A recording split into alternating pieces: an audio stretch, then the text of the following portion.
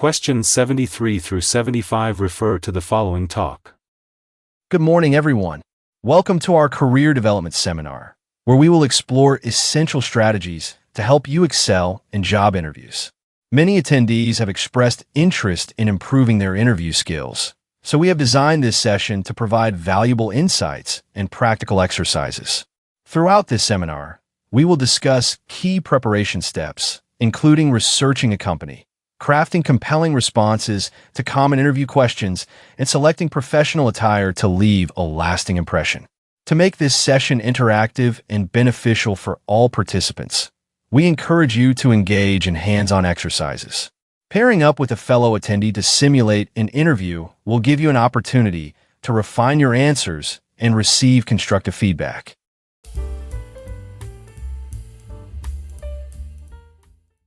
Questions 73 through 75 refer to the following talk.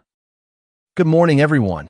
Welcome to our Career Development Seminar, where we will explore essential strategies to help you excel in job interviews. Many attendees have expressed interest in improving their interview skills, so we have designed this session to provide valuable insights and practical exercises. Throughout this seminar, we will discuss key preparation steps, including researching a company, crafting compelling responses to common interview questions, and selecting professional attire to leave a lasting impression.